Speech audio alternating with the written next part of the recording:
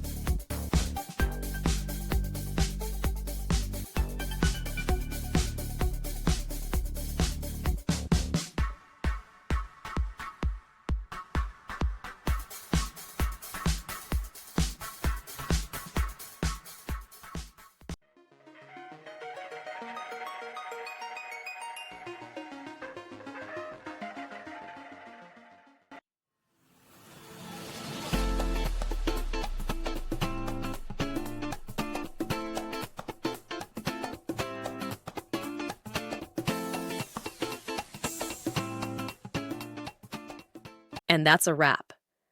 I hope you found the answer you were looking for. If you did, take a second to hit that subscribe button. It really helps out. And let me know in the comments which solution worked best for you.